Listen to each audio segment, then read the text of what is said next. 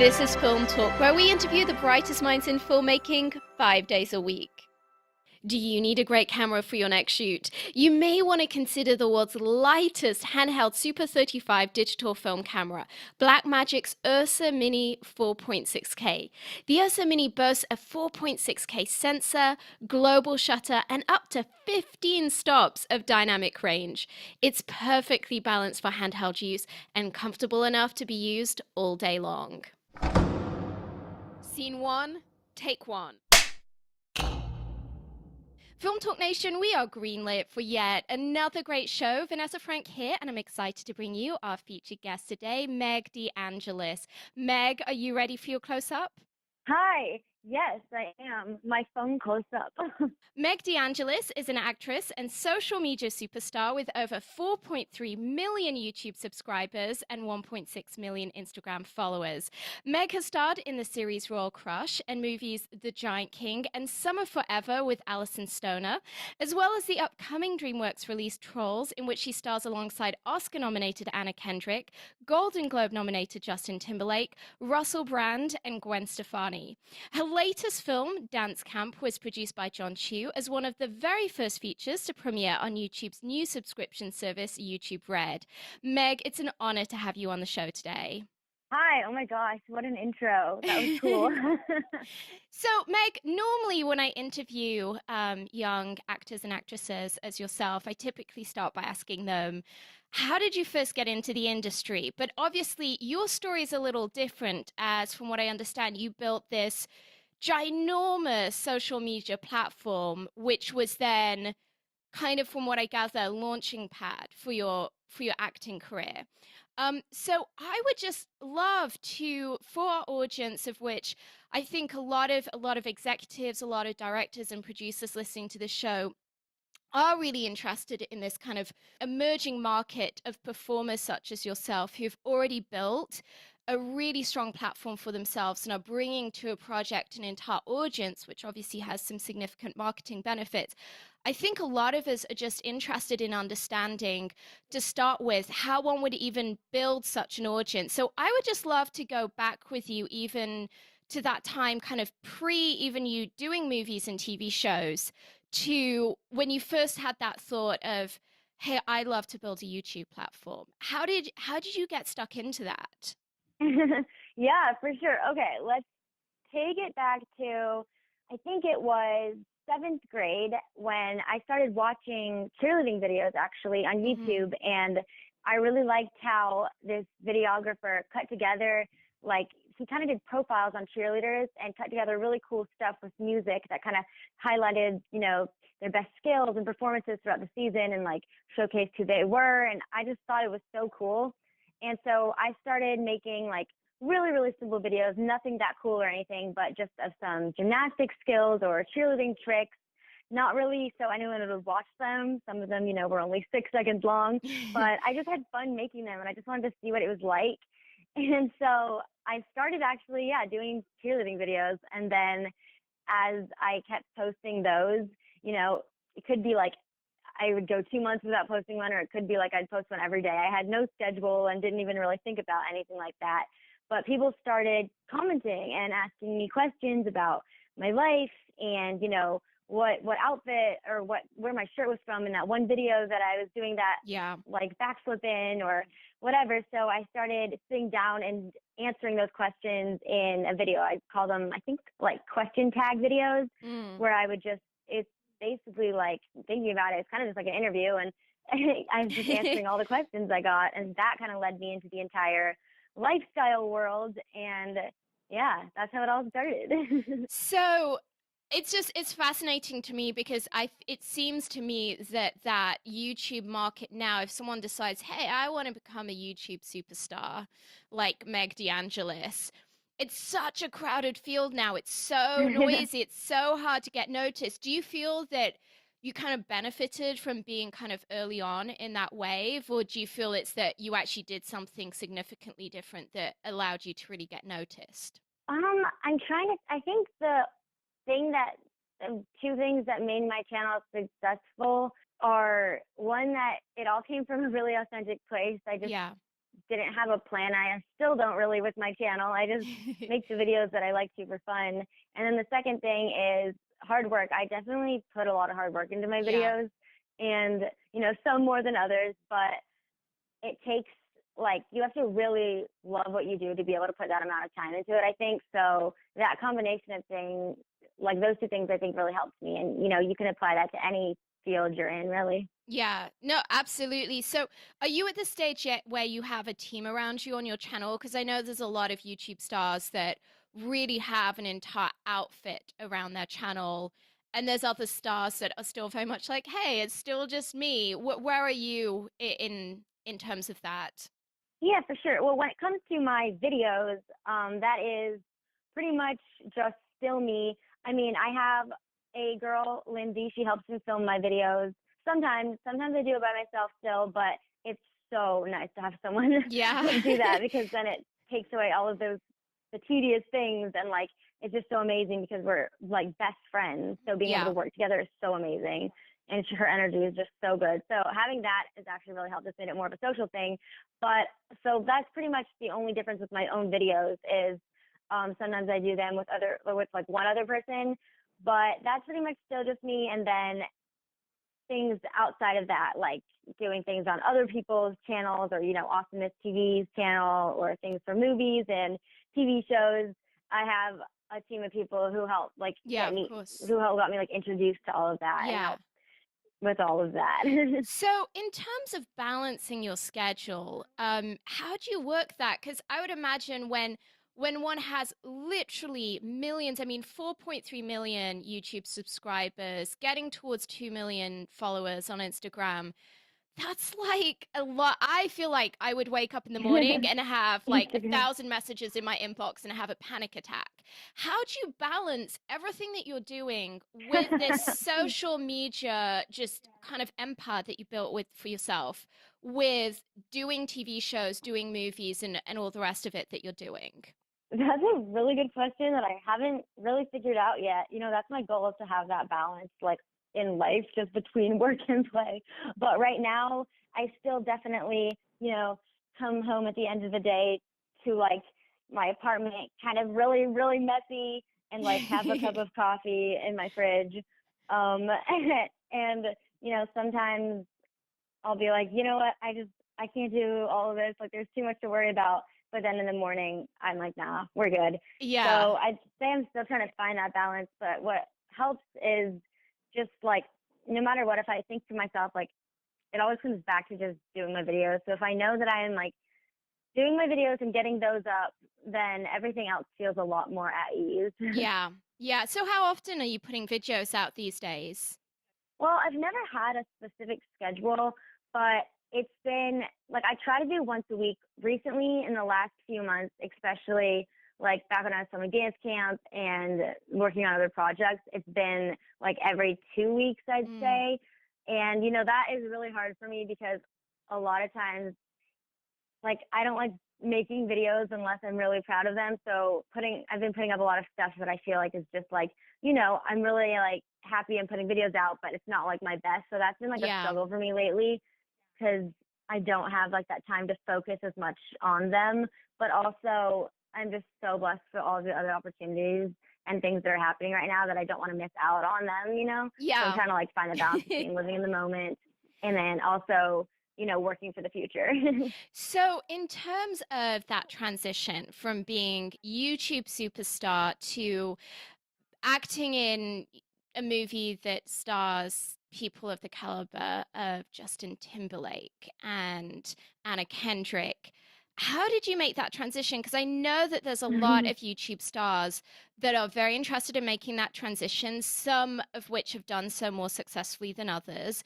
And I also know that there's a lot of producers and directors and executives who see a real value in that, for whom I think this show is going to be particularly interesting. So how did you kind of catalyze everything that you were doing into getting that first movie deal done?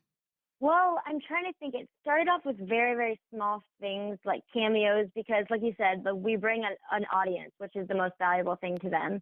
But then I think is what differentiates like some social media stars who are transitioning is like their background in whatever art they want to go into. So I'd say like, you know, a lot of the things I've done are really, really small parts and have just been like kind of getting me into like the world of that and seeing how it all works. And then a lot of like my passion for acting and singing comes from just when I was really young, like when I was 7, I started doing musicals and taking guitar lessons when I was 9. And that's just always been like a part of my life.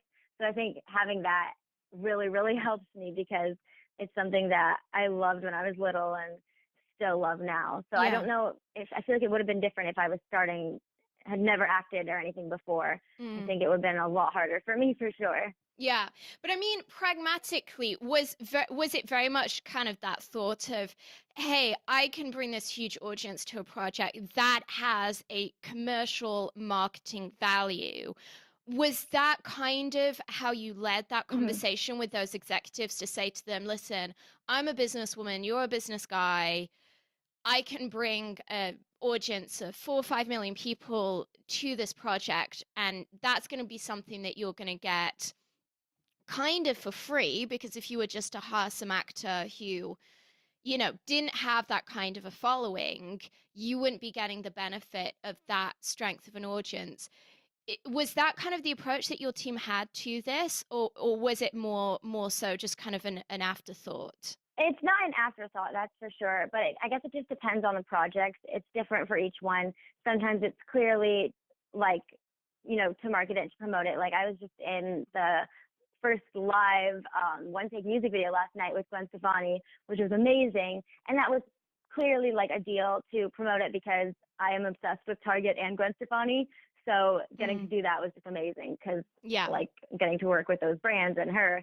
But then something more like, some series I've done or dance camp, I think my audience is 100% a part of it and probably still the first thought, but it also comes down to my, like, performance, because unless you can bring in the biggest audience in the world, but if what you're bringing them to um, isn't good content, then it doesn't really matter in the end. Yeah, I I think I think that's a very it, good point. depending on the project and how big my role is, yeah, it depends on the size of the role in Yeah, project. no, absolutely. And so in terms of that rollout of a movie, so we've got Dance Camp, just I believe just recently came out. You've got Trolls that's coming out later this year.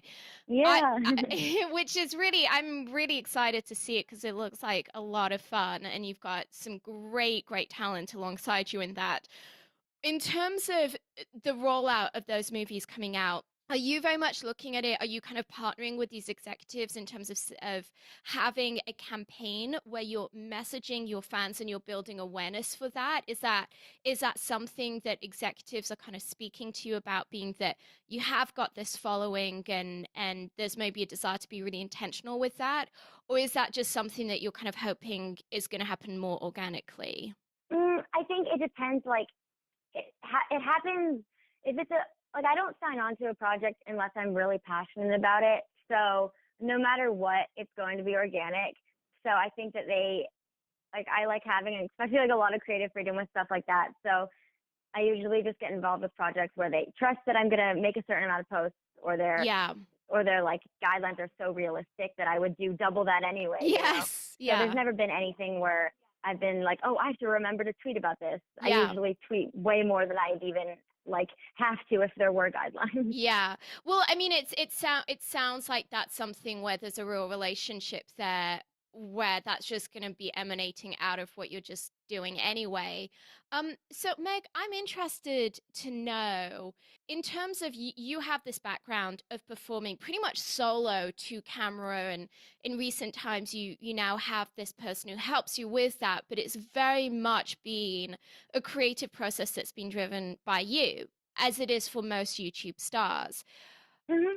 What is that like to then transition from that to suddenly being on a set where there's maybe 60 people there and you're not the key creative force? You're being told, we want you to hit this mark, we want you to do this, that, and the other, dress a certain way, have your makeup done a certain way. Was that a stretch for you? And do you feel like that could be an impediment to executives hiring YouTube stars that are very used to kind of being the creative center of what's going on? Or do you feel that that's something that's not so much of an issue? Well, it depends on the project. If it's if it's acting and you're playing a role, then for me it's never been an issue because anything that like I'll ask like the simple questions like all right, like if they don't give me specific choreo for something, I'm like okay, do you want me to like ad lib something? But usually if I'm playing a role, then it's just it's really clear in my head that they do the hair and makeup and everything that they need to do to like make this character come to life, and I'm just acting in it. And I mean it's actually kind of nice sometimes. It's like really really nice not to have to control everything. It's like a little break where you get Yes. to be a part of like a bigger project and someone else's ideas and see things from other people's perspectives. And I think it's great unless I was, going somewhere like playing myself on something, then I for sure would want to be like, nope, I'm going to do my hair and makeup. If I'm Yeah. going to be me, I'm going to have complete control. But if Yes. I'm not playing me, then I give it all up. Yeah, absolutely.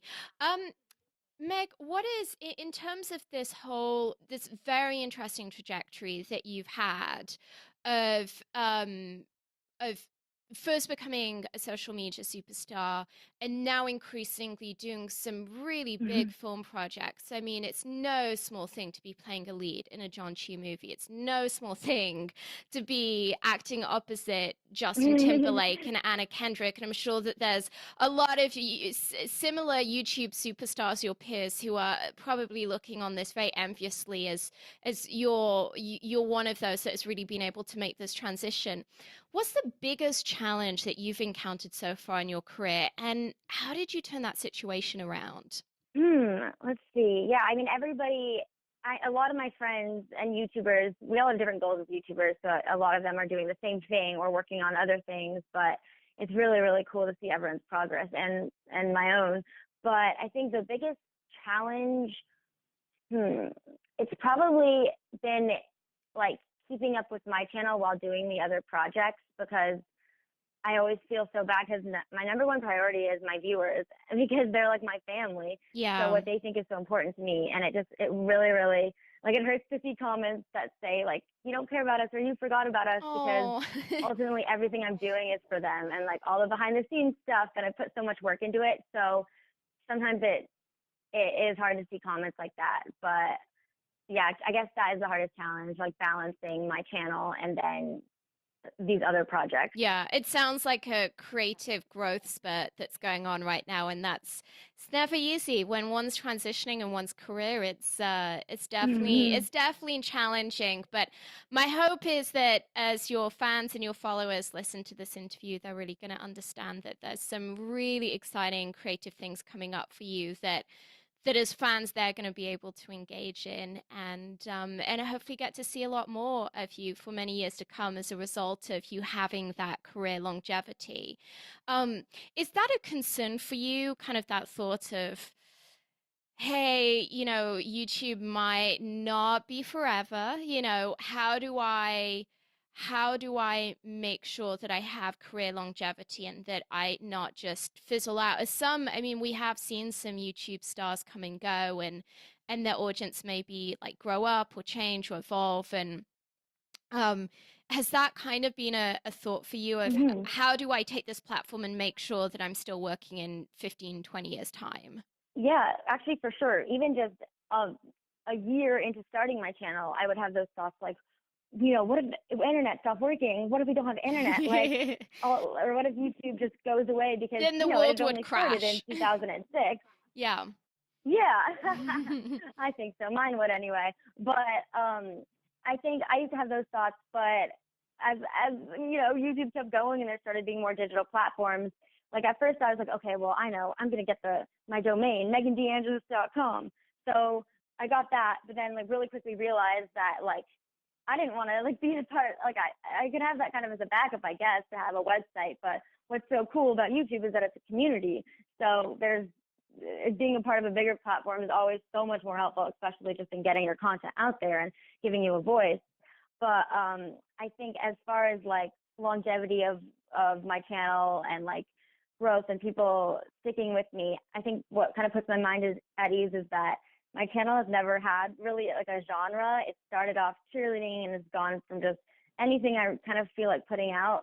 So what does kind of make me like more relaxed is realizing that I've had such amazing viewers stick with me and continue Mm. to like join on to our Maybe fam, even though I keep switching up the type of content that I'm doing. Yeah. And that's really nice to see. Yeah, because it's interesting. Obviously, there's some really famous cases of people who started out on YouTube and were able to develop that into something much broader. For example, I mean, Justin Bieber being the, the the prime example Oh of yeah. that. Oh But my gosh. yeah, I think it's a really interesting question of how does one use that platform as a springboard while at the same time not alienating or abandoning one's initial fans.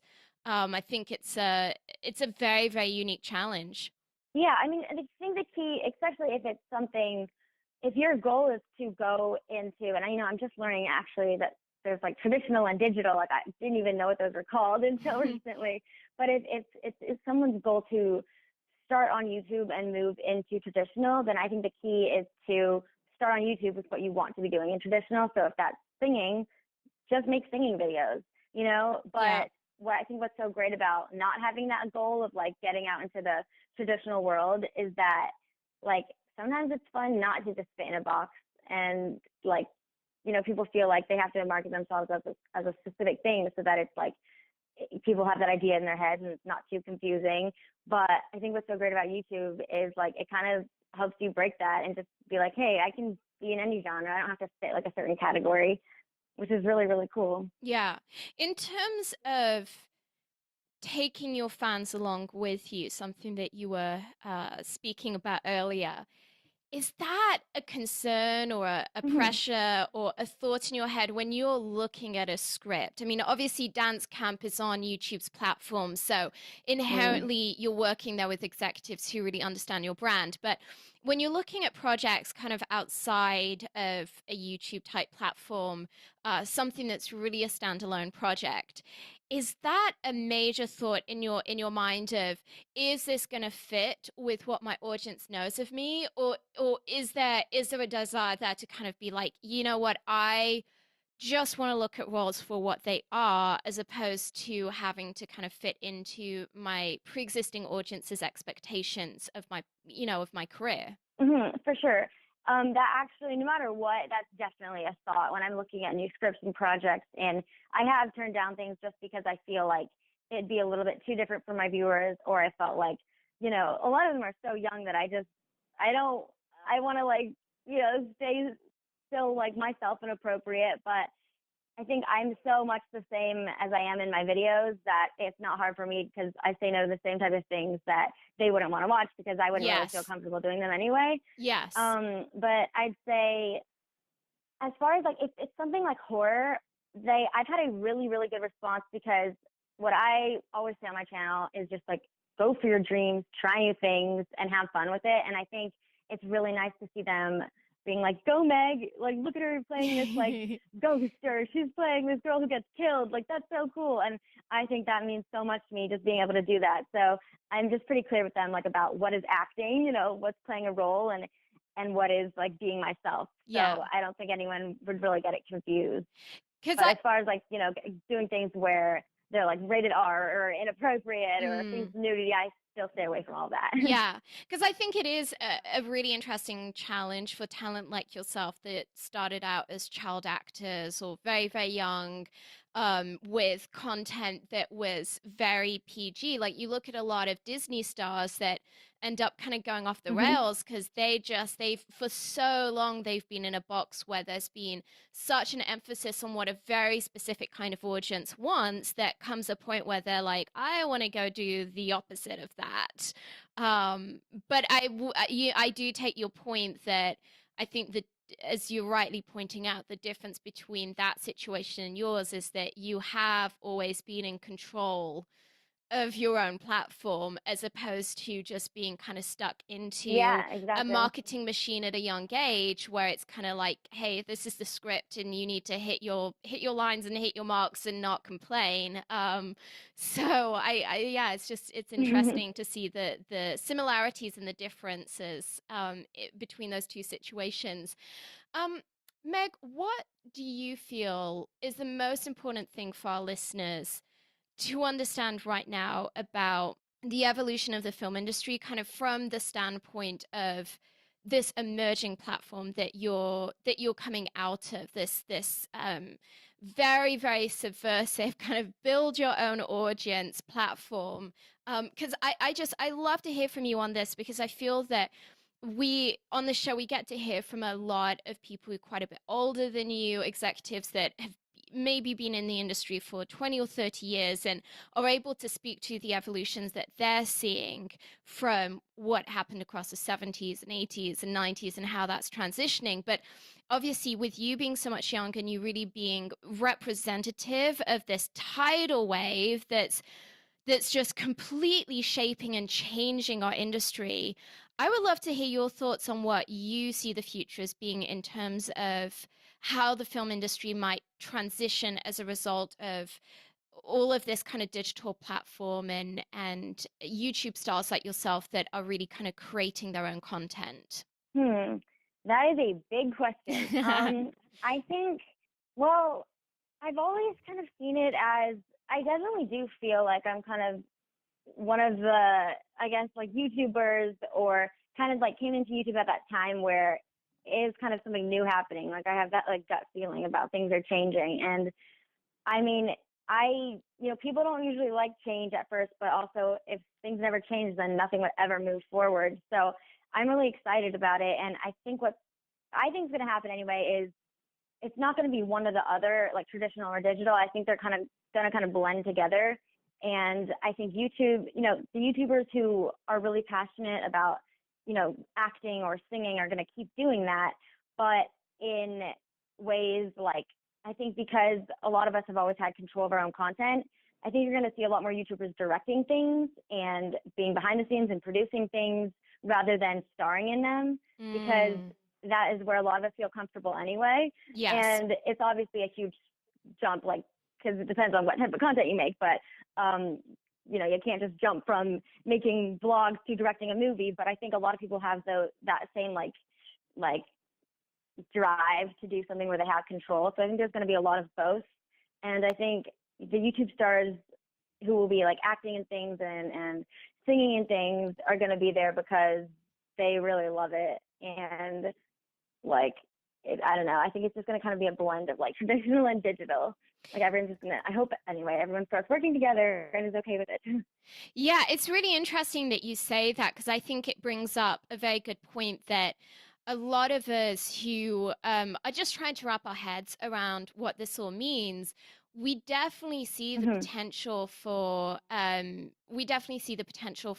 I could take Meg DeAngelis and plug her into this teen movie, and hey, that's gonna get me this whole major audience. But I think it's a really Mm-hmm. interesting point that we probably don't think about enough as a whole, as an industry, is that thought of, you know what, these like 17 and 18 and 20-year-olds that are making YouTube videos right now, in 4 or 5 years' time, they're going to be at a point in their career where they're going to be able to carry on their shoulders genuinely a movie production. And they're going to be doing that, having all Mm-hmm. of these years of experience of having to have the initiative and the fortitude to generate their own content weekly and in some cases even daily. And I think that that does bring up a really interesting thought on just the plethora of talent that that's going to represent in terms of directing, producing, executive producing, which I think as of yet we've maybe Mm-hmm. not, as an industry, gotten to the point where we've really been considering that. I don't know, Meg, did you get a chance to see The Chair that starred Shane Dawson? No, I didn't yet. It'd be really interesting for you to take a look at it. It's this series that was on Stars. It was actually by Chris Moore, who was the Okay. Project Greenlight executive. And Mm-hmm. so the show kind of charted, it's like this reality TV show that charted the progress of a couple of different directors that were both assigned the same movie Interesting. script to develop for the big screen. They're given a budget and they're given complete creative control, but they both have the same script. And it's kind of a competition where at the end, the audience votes for which was the better movie. And so they had a female director who came from like the, very traditional super indie background. And she made a version of this movie called Holidaysburg. And then Shane Dawson was tapped as being like the opposite of that, as being this person who comes from Mhm. a YouTube background, and he made a version of the movie called Not Cool, which ended up actually winning the competition. And it was, I think, for audience members, Wow. yeah, for That's audience such a members. good example for what It's I was talking really, about. yeah, Yeah. it was really, really fascinating because what it did was show really aptly some of the challenges and some of the benefits of having someone like Shane Dawson, who is coming from this background of being that creative mind, transitioning into feature film directing with all of the, Mhm. even it really beautifully depicted, I thought, even some of the preconceptions that people had just because of his prior work. And it really was just the most Wow. amazing case study, and I definitely think that you should dig into that. It's on you can stream it, I think, I on would love to. yeah, it's on IMDb, it's on, I think, That is so Amazon. cool and interesting. I Yeah. mean, it's like it is nice to hear because it's what I've thought.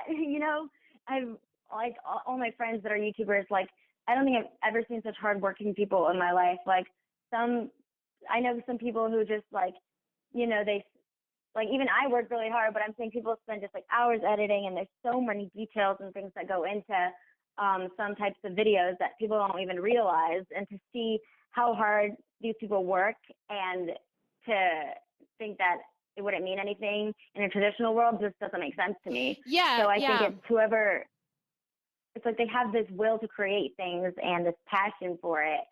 And so I think, and like you said, those years of experience of like trial and error and trying things and really, really like doing it yourself can definitely pay off. It's like if you're Yeah. kind of like navigating, if you're driving somewhere, once you figure out how to get there once by yourself, everything is so much easier rather than if you just Uber and don't really look out the window, you'll get there, but you won't know how to get there again.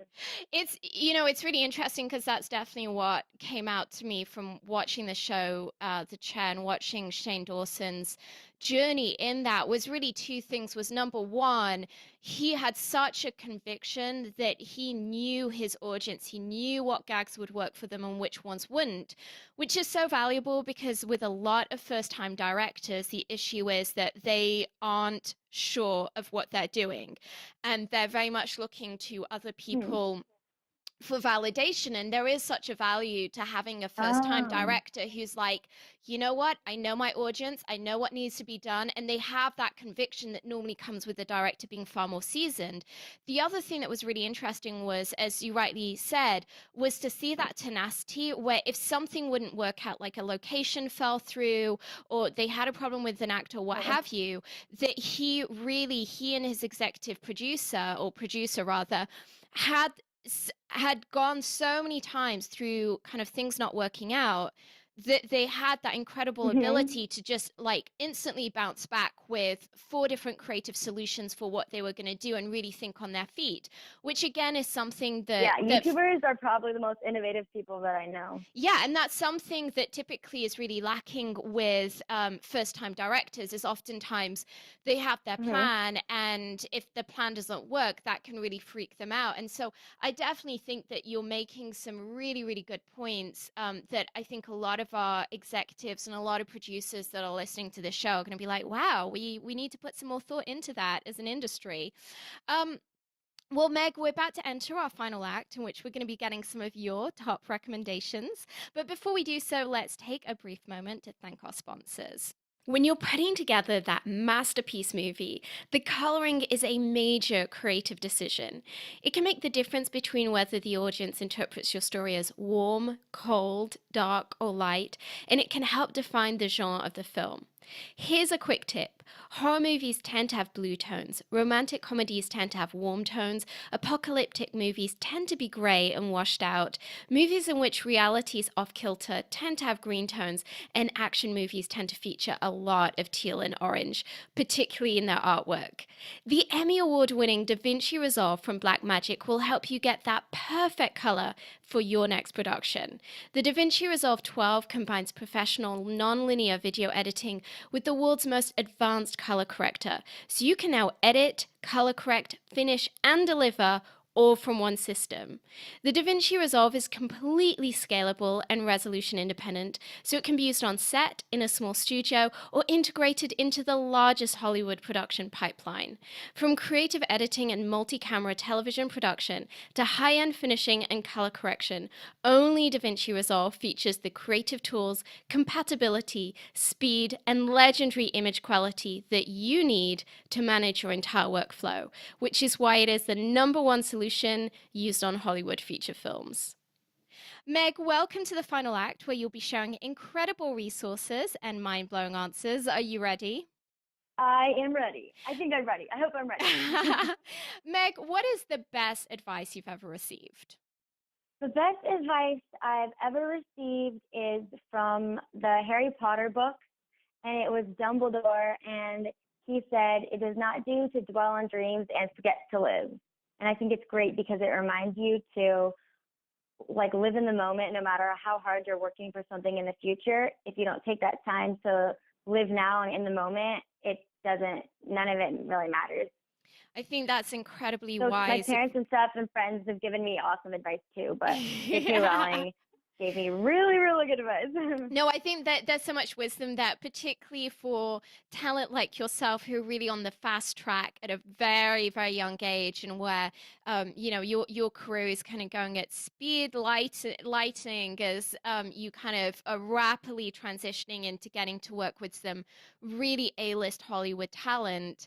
It is really easy being as busy as you are to just always, always, always be focused on the next thing. And I think that that wisdom, as you were saying, when you get home at the end of the day and your house is a mess and there's like nothing else than like coffee in the kitchen, to at least have that moment to be like, okay, yes, this is hectic. Yes, there's 15 different things I have to do this evening, but let's just take a couple of minutes while I drink my cold coffee to just celebrate what happened today. I think that that shows a wisdom that's far beyond your age. So, Meg, if you, I know you've gotten to work already on a couple of really exciting film projects, and I would Mhm. just love to know if you had one movie to stake your entire career on, what kind of movie would it be and what talent would you want attached? A type of movie to create. Yeah, if you had like your dream project, what would it be? Mhm.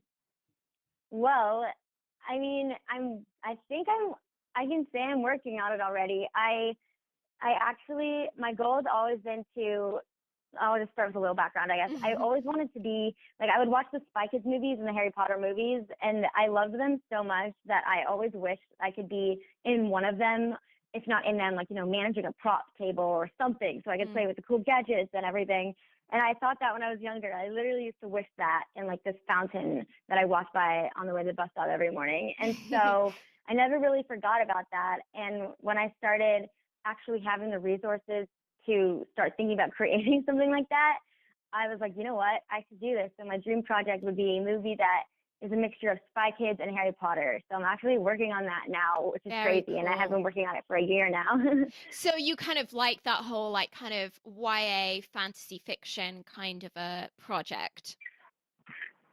Yeah, I love the idea of there being like a world that is in the same time, like it's like the same era as now, so people can still kind of imagine it, that it could be their world, but also different enough for them to escape to when they need to. Yeah. And in terms of, I don't know if you're someone who reads a lot, it sounds like you're an exceptionally busy young woman. But if you could recommend a book for our listeners, maybe something that you found really helpful in your creative process, your filmmaking career, what would it be and why? Well, I definitely do not read enough, that's for sure. Um, but oh gosh, I've said Harry Potter for every answer, but I can't No, not that's say the Harry good. Potter series. If that, I you know can't. what, Like they're my favorite. if that's been at the genesis of your creative journey, then we should definitely recommend that one. Well, Film Talk Nation, I know that you love audio. To thank you for joining us today, we've partnered with our friends over at Audible to offer you a free audio book. Great titles include Why Not Me by Mindy Kaling and Your Year of Yes by Shonda Rhimes. If you haven't already done so, you can claim your free audio book at audibletrial.com/film talk. That's audibletrial.com/film talk. And this link will also be included in today's show notes. Meg, I would love to ask you. Most of my guests, I really like to ask them what movie they Hmm. would recommend for our audience. You have a movie that's just come out, Dance Camp, so I think now would be a very apt time to discuss that with our audience, as I'm sure a lot of your fans have already seen it. But for those of us who haven't yet had the privilege, I just love it if you could just share a little bit about the movie and why people should check it out. Yeah, for sure. So definitely the movie I'd recommend. I think, well, what's so cool about it is it's right there on the internet. You don't have to leave your house to watch it, which is really awesome. And I think Especially in the people are winter. gonna really like it. Yeah, it's such a feel good movie. It's just light. You don't have to get, it's not too dark. You don't have to get too like emotionally into these like plots. But what's great about it is it's fun to watch. There's amazing like dance routines. The comedians that are cast in it are amazing, and it's a cool story. It's about a boy who kind of falls back into the whole dance world, and he just originally goes to summer camp, to dance camp, to fulfill these community service hours, but ends up falling in love with dance again. And then my character comes into play because she's kind of the opposite of him. She was very, very focused on only dance and not really living like her life. And he kind of shows her how to do that, and that there's a world outside of dance. So Yeah. there's a few little like stories in there, and I think there's some really great messages along with some awesome humor. And can you tell us a little bit about the creative talent behind the movie? I mean, I know we mentioned earlier that John Chu is one of the producers, which is obviously huge, as he's had a massive career with Step Up and a number of really, really, really major movies. And I noticed that you have a pretty amazing choreography team behind this dance movie. Could you tell us a little bit about Yes. that? So the choreographer Fatima, she did the movie, which is so amazing because she's a legend and like a queen, especially in the dance world. You say her name, and everyone's like, "Whoa," because she's amazing.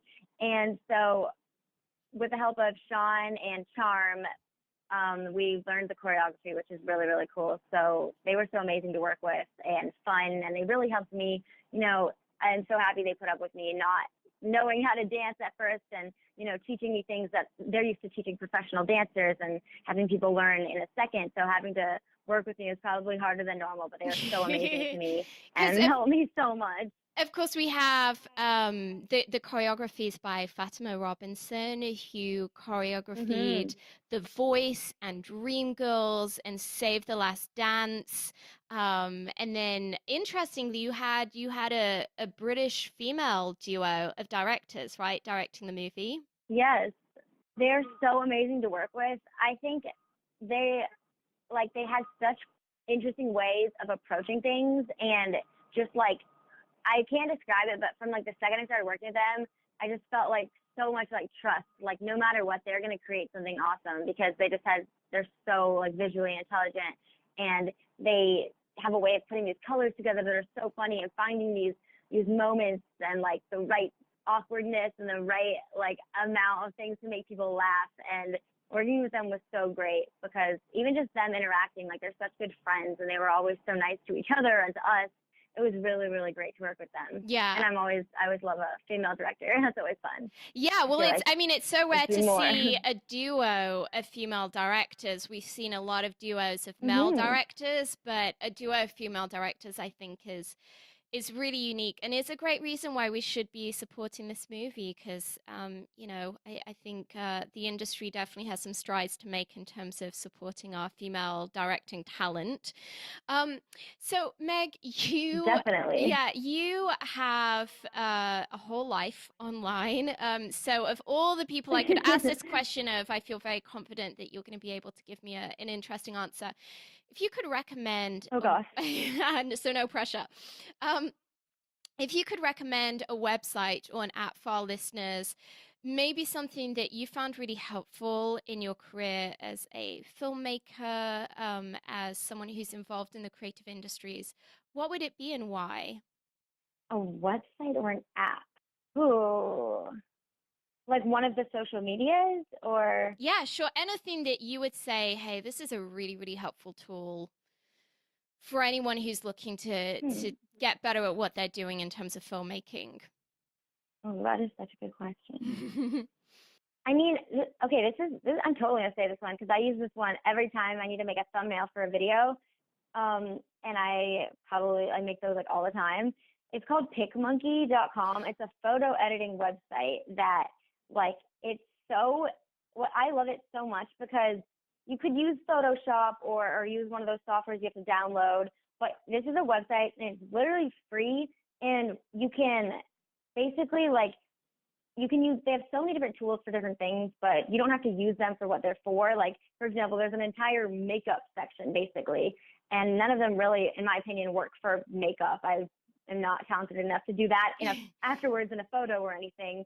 But you could use the lipstick one to like tint the background of a photo, and there's so many ways of doing things that are perfect for people who don't have an experience in like film school or photography school where they don't know those terms for things or levels of like light and color. So if you know you want something to be brighter, you're like, oh hey, well let me get that blush brightener and put it in this corner. And you know you want the colors to be pink, blue, and yellow, you can literally stencil it out with the lip tint or the eyeliner. And like there's so many ways to do things. You can make any type of photo you want. So any type of like people who love graphic design or anything for like print, I think it's a really, really helpful website for. It is incredibly Probably the useful. website I use most. Yeah, it's Yeah. interesting you mentioned that. We actually use PicMonkey every single day to create our memes that some of our audience might have seen on Twitter and Facebook. And Oh, cool. yeah, Yeah, so me too. you Perfect. know, I'm a big fan, and I definitely think that it's a helpful tip because so many of our filmmakers listening to the show have to pull together these pictures, and there is a certain sense these hmm days that a few years ago there was, I think, a little bit more grace towards directors to just to be a director or producer, whereas now there's this expectation that, hey, you need to be able to quickly pull together an incredible presentation for an open assignment, hmm and you have to have the photos and the pre-visioning and all of those things. And so I think anything that's a really easy, like plug and play type tool like that, where you're able to very, very simply, with no pre-existing technical ability, generate those images and generate that kind of pre-visioning of what one's imagining creatively, just makes such a huge difference. And actually, in terms of while we're on the topic of websites, I would just love it if you could quickly tell people where they can go to connect with if they want to go watch dance camp, where they can go to for that. And also, if you could just remind everyone of what your website address is, because I would imagine that we're probably going to have some filmmakers in the audience that are going to be really interested in potentially connecting with you. And I'd just love to give them an address for that. Yeah, for sure. Okay, so for dance camp, you can go to YouTube Red and watch that. To be honest, not really sure how Red works, but if you type in YouTube Red to Google, you'll find it because they only have three things right now, and one of them is dance camp. The other two are amazing too. But this one is, yeah, you'll find it super easily. And then for my channel, it is youtube.com/maybaby. And also don't watch my most recent videos. They're not the best. If you're going to watch videos, watch them from like a couple months ago or explore a bit, I'd say, because I don't know. and you, and Some you are so much different than others. And you mentioned that you have your own proprietary website as well. Could you maybe give us that address again? Oh yeah, no, I just have the domain for it. It's not really a website. Oh, okay, great. I just got the It's domain in case the internet ever or YouTube ever just disappears. Hopefully that it's won't very happen. wise. No, hopefully that never happens. I think the world would end before that happened. But it's wise. It's definitely wise to have your own domain. Well, Meg, it's time for the martini shot. What parting piece of guidance do you want to share with us? Any guidance? Yes, what parting words of wisdom would you like to share with our Oh, audience? ooh, okay. Let's see. I'd say the most important thing that has helped me anyway, and I think is really important to remember not is to think outside the box and not be too set in any certain ways or ideas. Because as soon as you start thinking about things in terms of what makes sense and common sense and being street smart with things rather than trying to stick to a system, the best things always come out of that. Absolutely. I think there's a wise words coming from a very accomplished YouTube and Instagram superstar.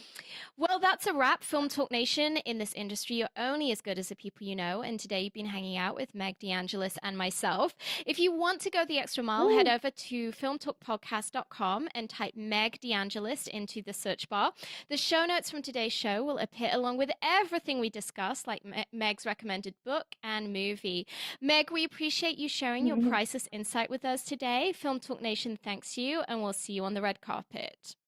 Thank you so much. This has been awesome.